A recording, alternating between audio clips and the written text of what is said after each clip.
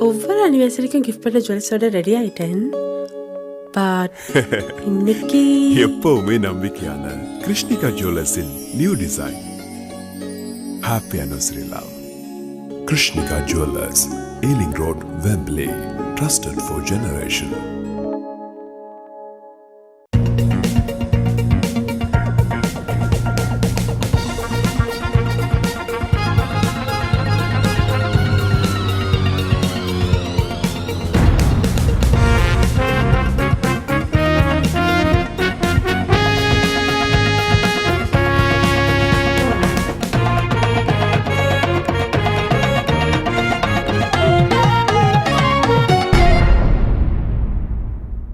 உயிரோடை Tamil, ILC Tamil, Uyirodai தமிழில் அன்பர்களே, உலக நார்வல் நிகழ்ச்சியில் இணைந்திருக்கிறீர்கள். உலக நார்வல் நிகழ்ச்சியில் பிரித்தானியாவிலிருந்து பொறிய ஆய்வாளர் அரசு அவர்கள் இணைகின்றார். வணக்கம் அரசு அவர்களே. வணக்கம். உயிரோடு தமிழ் உறவுகளுக்கு அன்பார்ந்த வணக்கம்.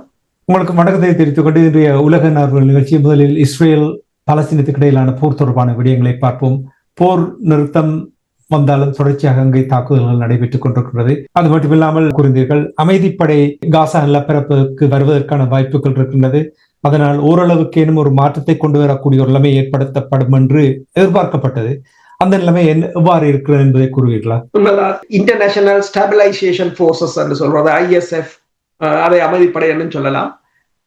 20,000 பேரை அங்கு இறக்குவது, அவர்கள் அந்த இடத்தை பாதுகாப்பது. அதில் நீங்க பார்த்தீங்கன்னு சொன்னால் Saudi Arabia, Indonesia, Azerbaijan, UAE, Qatar, Jordan, துருக்கி, பாகிஸ்தான் போன்ற நாடுகளை சேர்ந்த படையினரை அங்கு இறக்குவது, அவர்கள் அந்த பாதுகாப்பை பொறுப்பெடுப்பது, ஹமாஸின் ஆயுதங்களை களைவது, ஹமாஸை அங்கிருந்து வெளியேற்றுவது என்றெல்லாம் சொல்லப்பட்டது. ஆனால் கைதிகள் பரிமாற்றத்துக்கு பிறகு அது அப்படியே இருக்கின்றது. இஸ்ரேல் தொடர்ச்சியாக குண்டு தாக்குதல்களை நடத்தி கொண்டிருக்கிறது. இந்த நிலையில் தான் இப்போது ஐக்கிய நாடுகள் சபையின் பாதுகாப்பு சபையில் ஒரு தீர்மானம் கொண்டு வரப்பட போகிறது. இந்த ISF என்ற இந்த படையினரை எவ்வாறு அங்கு பயன்படுத்துவது என்ற எந்தவித வரைவும் அங்கு இல்லை. யார் தலைமை தாங்க போகிறார்கள், அவர்களுக்குரிய பணி என்ன, அவர்கள் யாரை பயிற்சி கொடுக்க போகிறார்கள், எவ்வாறு நடத்த ஒன்றுமே இல்லை. இனி அதை வரைவு, அது ஐநா அதில் இன்கோல்ட் ஆகுமா என்றதெல்லாம் இல்லை. இப்போது அது செய்யப்பட போகிறது என்று கூறப்பட்டது. அதற்கு முதல் இந்த ஐக்கிய நாடு சபையின் பாதுகாப்பு சபையின் இந்த நடவடிக்கைக்கு முதல் ரஷ்ய அதிபர் விளாடிமிர் புட்டினும் இஸ்ரேல் பிரதமர் பெஞ்சமின் நெத்தனியாவும் தொலைபேசியில் ஒரு நீண்ட உரையாடலை மேற்கொண்டதாகவும், அங்கு ஒரு நிரந்தர அமைதி ஏற்படுத்துவது தொடர்பாக பேசப்பட்டது போல் தெரிகிறது. ரஷ்யா எப்போதும் அந்த 1967 ஆண்டு எல்லைகள் வச்சு கொண்டுதான் அதை பேசுகிறது. அதில் ரஷ்யா ஒருபோதும் பின்வாங்கியது கிடையாது. ஆனால் இஸ்ரேல் அமைச்சர்கள் கூறுகிறார்கள், இந்த பாதுகாப்பு சபையின் போட்டிங்குக்கு முன்னர் அமெரிக்காவின் நிலைப்பாட்டிலிருந்து, அதாவது பாலஸ்தீன தேசத்தை அமைப்பது என்ற நிலைப்பாட்டிலிருந்து மாற்றத்தை ஏற்படுத்துவதற்கு இஸ்ரேல் முயன்று வருவதாக கூறப்படுகின்றது. ஆனால் இந்த 20,000 பேரை ஹமாஸ் எவ்வாறு சொல்கிறது என்று சொன்னால் கார்டியன்ஷிப் என்று சொல்லுகிறது. கார்டியன்ஷிப்புக்கு தங்களுக்கு அப்படி ஒரு பாதுகாவலர்கள் தங்களுக்கு தேவையில்லை என்றும், ஐக்கிய நாடு சபையின் பாதுகாப்பு சபையின் கூட்டத்துக்கு முன்னரே இந்த அமைதிப்படையினரை ஹமாஸ் நிராகரித்திருக்கின்றது. இதே நேரத்தில் உங்களுக்கு தெரியும், போர் தீவிரமாக நடந்து கொண்டிருந்த பொழுது இன சுத்திகரிப்பு தொடர்பாக அதிகமாக பேசினார்கள். அதாவது பலஸ்தீனியர்களை, காசாவில் இருக்கின்ற பலஸ்தீனியர்களை அந்த பகுதியிலிருந்து ஏதோ ஒரு விதத்தில் வெளியேற்ற வேண்டும் என்ற ஒரு திட்டத்தோடு அவர்கள் இருந்தார்கள். பல முயற்சிகள் எடுத்தார்கள். ஆனால் எல்லா முயற்சிகளும் பலன் அளிக்கவில்லை என்பதை அதை பற்றி கூறியிருந்தார்கள். ஆனால் இப்பொழுது ஒரு முயற்சி ஒன்று எடுத்திருக்கிறார்கள். அதாவது மர்மமாக 250 பேர் காசாவில் இருந்து இஸ்ரேல் சென்று, இஸ்ரேலிருந்து சவுத் ஆப்பிரிக்காவுக்கு விமானம் மூலம் சென்றிருக்கிறார்கள். அங்கே சென்ற பொழுது அவர்களுடைய கடவுச்சீட்டில் இஸ்ரேலில் இருந்து பயணித்ததாக எந்த ஒரு முத்திரையும் பதிக்கவில்லை என்று குழப்ப நிலை ஏற்பட்டிருக்கின்றது. இது காசாவில் இருந்து மக்களை வெளியேற்றுவதற்கான அல்லது அந்த மக்களுக்கு ஆசையை ஊட்டுவதற்காக இஸ்ரேலுடைய ஒரு திட்டம் இந்த நபர்கள் சவுத் ஆப்பிரிக்காவுக்கு சென்றது என்று நீங்கள் நம்புகிறீர்கள்? உண்மைதான். என்னென்று சொன்னால், இதில் தென்னாப்பிரிக்காவின் பங்கும் இருப்பதாக கூறப்படுகிறது. என்னென்று சொன்னால், தென்னாப்பிரிக்கா இவர்களை எவ்வாறு அங்கு அழைத்தது என்று தெரியவில்லை. இஸ்ரேலில் இருந்து காசா பகுதியிலிருந்து 250 பேர் இஸ்ரேலுக்கு ஆதரவானவர்களை அகற்றினார்களா, அல்லது இஸ்ரேலில் காசாவில் இருப்பவர்களை அகற்றுவதற்கான ஒரு நடவடிக்கையான்றது ஒரு கேள்விக்குறியாகத்தான் இருக்கின்றது. அதே நேரம் பென் ஹபீர் என்றவர் இஸ்ரேலின் கூட்டணி அரசுல இருக்கிறவர், உள்துறை பாதுகாப்பு அமைச்சராக இருக்கிறார். அவர் கூறியிருக்கின்றார் பலஸ்தீனம் என்றதே இல்லை என்று, அது ஒருபோதும் இருக்காது, பலஸ்தீனம் என்றது இருக்காது என்றுதான் கூறுகிறார் அவர். அதாவது திங்கட்கிழமையும் அதைத்தான் கூறியிருக்கிறார். எனவே இந்த நீங்கள் கூறியது போல இது ஒரு ஆசை வார்த்தைகளை ஏனென்றால் முதலில் லிபியாவுக்கு கொண்டு செல்வதாக கூறப்பட்டிருந்தது, சிரியாவில் குடியமர்த்துவதாக கூறப்பட்டிருந்தது. இப்ப லிபியாவிலேயோ சிரியாவிலேயோ குடியமர்த்தினால் அது முஸ்லிம் நாடுகள் வெளிப்படையாக தெரிந்துவிடும். ஆனா ஆப்பிரிக்க நாடு ஒன்றுக்கு கொண்டு செல்வது அவர்களுக்கு பாதுகாப்பானதாகவும் அரசியல் ரீதியாக அதிக அழுத்தம் பெறாததாகவும் இருக்கலாம் என்றதால் இந்த நடவடிக்கையை எடுத்தார்களோ தெரியவில்லை. இப்ப முதலில் 250 பேர் போயிருக்கிறார்கள். சில சமயங்களில் இதில் தென்னாப்பிரிக்க அரசுக்கு எதுவும் தெரியாமல் இருந்திருக்கலாம். ஆனால் எதிர்வரும் காலங்களில் தென்னாப்பிரிக்க அரசு இது தொடர்பாக என்ன நடவடிக்கை எடுக்க போகிறது என்றது முக்கிய கேள்வியாக இருக்கிறது. ஏனென்றால் காசாவில் இடம்பெற்றது இனப்படுகொலை என்ற வழக்கை தென்னாப்பிரிக்கா தான் போட்டிருந்தது. தென்னாப்பிரிக்கா தான் அதில் முக்கிய பங்காற்றி இருக்கின்றது. எனவே அங்குள்ள மக்களை அங்கிருந்து அகற்றி அதை ஒரு இன சுத்திகரிப்பு செய்வதற்கு தென்னாப்பிரிக்கா அனுமதிக்க முடியாது. காசாவுக்கான ட்ரம்பினுடைய அமைதிக்கான திட்டம் தொடர்பாக அந்த திட்டத்தை ஐக்கிய நாடுகள் பாதுகாப்பு சபையில் வாக்கெடுப்புக்கு விட போவதாக கூறப்படுகின்றது. இது ஒரு நல்ல ஒரு அணுகுமுறை என்று நீங்கள் நம்புகிறீர்கள்? வாக்கெடுப்புக்கு கொண்டு வந்தால் சில வேளைகளில் ஐக்கிய நாடுகள் பாதுகாப்பு சபை அமைதிப்படையை அனுப்பி ஒரு சரியான வழியில் கொண்டு போவதற்கு இது வழிவகுக்கும். இது எவ்வாறு கையாளப்படும்? உண்மைதான். அமைதிப்படை தொடர்பாகத்தான் இந்த வாக்கெடுப்பு நடைபெறப் போகிறது. அந்த அமைதிப்படையின் பணிகள் என்ன, அதில் ஐநா பங்கு பெற்றுமா அல்லது வேறு நாடுகள் பங்கு பெற்றுமா, யார் லீடிங் ரோலை எடுக்க போகிறார்கள் என்ற ஒரு கேள்விகள் இருந்தது. இப்போது பாதுகாப்பு சபைகளால் போகுது என்று சொன்னால் ஐநா தான் அதில் பங்கெடுக்க போகிறது. ஆனால் இதில் ரஷ்யாவையோ சீனாவையோ வெவ்வேறு நாடுகளை உள்வாங்குவதற்காக இந்த நடவடிக்கையை மேற்கொள்ள போகிறார்கள் போல் தெரிகிறது.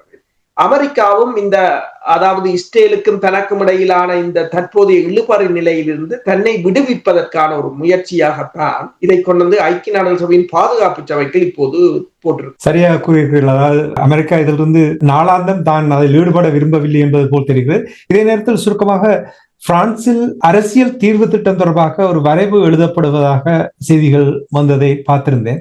இதுல எவ்வளவு உண்மை இருக்கிறது? அப்படி என்றால் நிரந்தரமாக போர் முடிவுக்கு வருவதற்கான வாய்ப்புகள் இருக்கிறதா? ஒரு ரெடியாக இல்லாவிட்டாலும் ஒரு குறிப்பிட்ட ஆண்டுகளில் ஐரோப்பிய ஒன்றியம், ரஷ்யா போன்ற நாடுகள், சீனா போன்ற நாடுகள் இந்த போர் நிறுத்தத்தை அவர்கள் பெருசாக விரும்பவில்லை, வரவேற்றிருந்தார்கள், விரும்பவில்லை என்று சொன்னால் ஒரு சொல்யூஷன் இல்லாமல் போர் சும்மா அப்படியே நிறுத்துவதால் எந்தவித பிரயோசனம் இருக்காது என்று கூறியிருந்தார்கள்.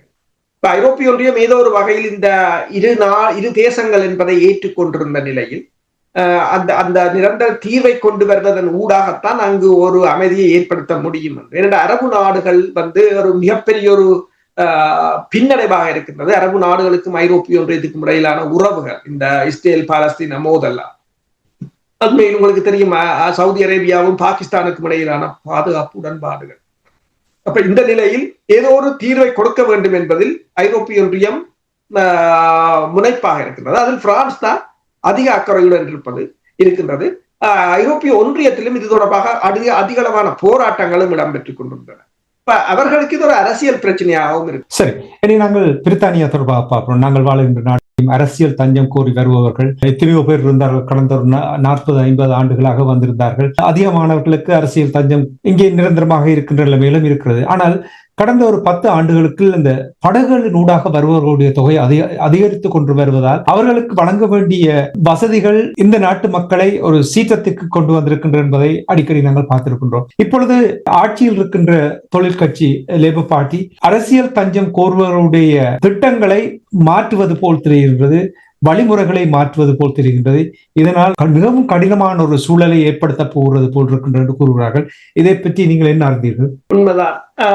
உள்துறை அமைச்சர் சபானா முகமது அவர்தான் இப்ப புதிய இந்த திட்டங்களை கொண்டு வந்திருக்கின்றார். முன்னர் 5 வருடங்களில் நிரந்தர வதிவிட உரிமையை வழங்கியவர்கள் இனி 20 வருடங்களாக அதை அதிகரித்திருக்கிறார்கள். 20 வருடங்கள் என்பது மிக மிக அதிகமானது. அது மட்டுமல்லாது அவ்வாறு வழங்கப்பட்ட பிற்பாடும் அவர்கள் குடும்பத்தை அழைப்பது, மற்றது பிள்ளைகள் மனைவிமாரை அழைப்பது எல்லாவற்றுக்கும் கடுமையான அழுத்தங்களை கொண்டு வந்த தடைகளை கொண்டு வந்திருக்கிறார்கள். அது அந்த 20 வருடங்களுக்கு கூட ஒவ்வொரு வருடமும் அவர்கள் எந்தெந்த நாடுகளில் இருந்து வந்தார்களோ அந்த நாட்டின் பாதுகாப்பு பிரச்சனைகளை ஆராய்வதாகவும், இப்போ உதாரணமாக இலங்கையிலிருந்து வந்தார்கள் என்று சொன்னால், இலங்கையில் ஒரு நல்லாட்சி வந்துட்டது, இலங்கையில் பாதுகாப்பு என்று சொன்னால் அவர்கள் உடனடியாக அங்கு கொண்டு போய் விட்டு விடுவார்கள் என்றும் கூறியிருக்கிறார்கள். அது மட்டுமல்லாது இப்ப என்னென்று சொன்னால், இப்ப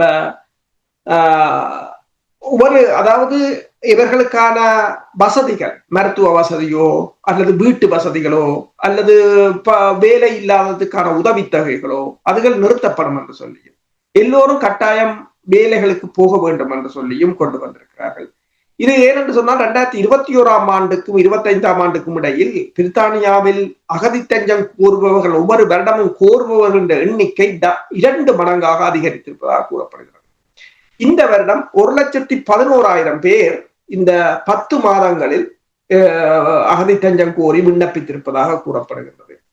அப்ப இதுல பாத்தீங்கன்னு சொன்னால், இது இந்த தற்போதைய இந்த நிலைமை பிரித்தானியாவின் அரசியலில் பெரிய நெருக்கடியை கொண்டு வந்திருக்கின்றது.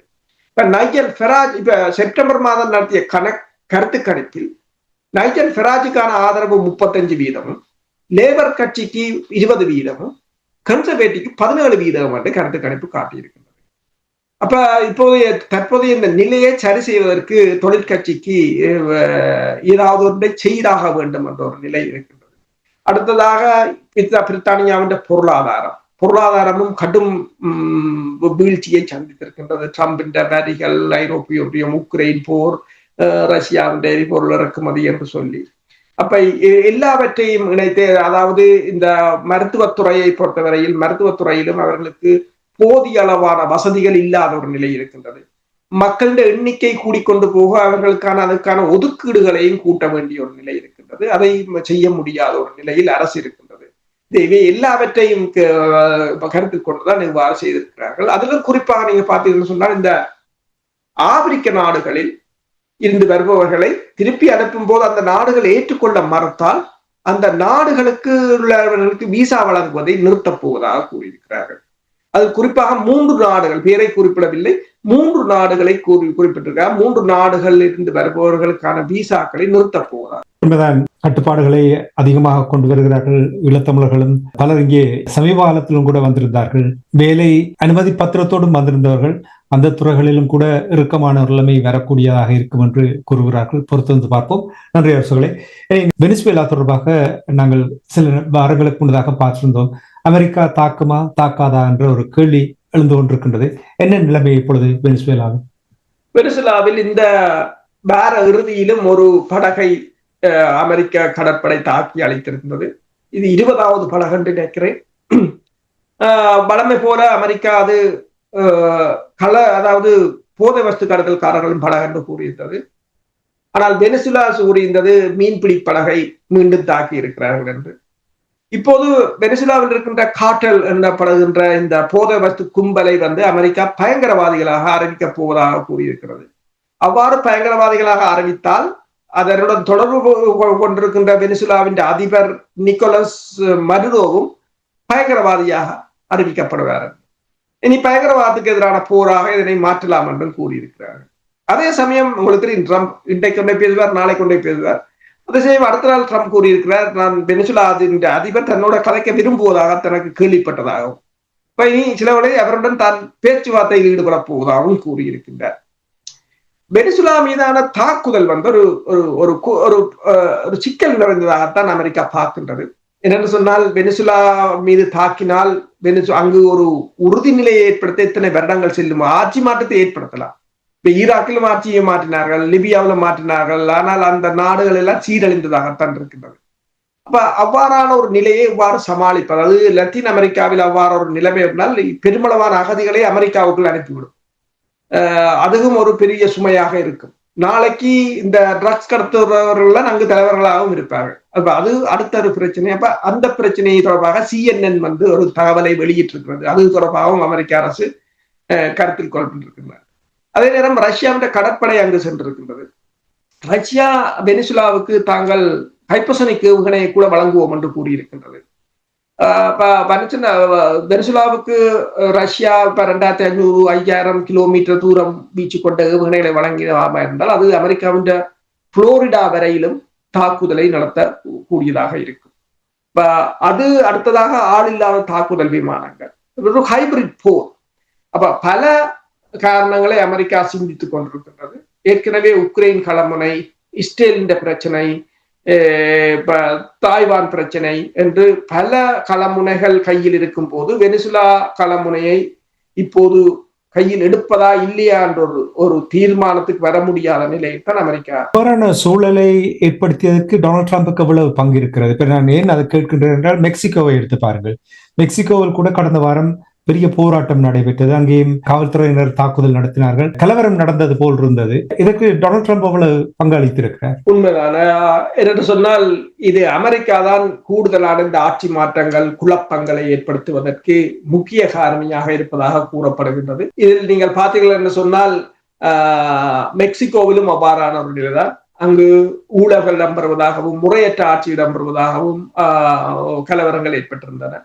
இந்த வெனிசுலாவில் இருக்கின்ற ஆட்சி மாற்றத்தை கூட இரண்டு விதம், அதாவது ஒன்று போர் நேரடியாக, இல்லை என்று சொன்னால் உள்ளூர் கலகங்கள் அல்லது படுகொலை செய்தல் என்ற முறையில் இதனை கைப்பற்றுவதற்கும் அமெரிக்கா முற்படுவதாக ஊடகங்கள் கருத்து தெரிவித்திருக்கின்றன. ஆனால் இந்த வெனிசுலாவின் அதிபரை கைது செய்தால் $50 மில்லியன் கொடுப்பேன் என்பதை உயர்த்தியவரும் ட்ரம்ப் தான். அப்ப ட்ரம்ப் தான் இந்த பிரச்சனைக்கான காரணம் என்னன்னு சொன்னால், அவர் இந்த 38 ட்ரில்லியன் கடன் சுமையை குறைப்பதற்கு இந்த நாடுகளில் இருக்கின்ற வளங்கள் தேவை. அதுதான் அவர் இந்த பிரச்சனை. எனவேதான் கனடாவை கைப்பற்றுவேன், கிரீன்லாண்டை கைப்பற்றுவேன் என்று வெனிசுலாவில் இப்போது வந்து நிற்கிறார். ஒரு வருடத்துக்குள் நாரதர் கலகத்தை ஏற்படுத்தி இருக்கிறார் என்பதை தான் கூறலாம். உலக பரப்பில் ஒரு சீரில்லாத நிலைமை இருப்பதை அவதானிக்கக்கூடியார். எந்த மூலையை எடுத்து பார்த்தாலும் ஏதோ ஒரு விதத்தில் பிரச்சனை. ஆப்பிரிக்கா நாடுகளை எடுத்து பாருங்கள், அங்கே நடக்கின்ற விடயங்களை. நன்றி அரசர்களே. இன்றைய நிகழ்ச்சியில் உலக நார்வல் நிகழ்ச்சியில் இணைந்து நாடுகளில் நடைபெறுகின்ற விடயங்களை உயிரோடை தமிழ் உறவுகளோடு பகிர்ந்து கொண்டமைக்காக உயிரோடை தமிழ் அன்பர்கள் சார்பாக நன்றி குறிக்கொண்டு மீண்டும் என்பது நிகழ்ச்சியில் இணைந்திருப்போம். அதுவரைக்கும் நன்றி, வணக்கம். நன்றி. எமது பார்வையாளர்களுக்கு வணக்கம்.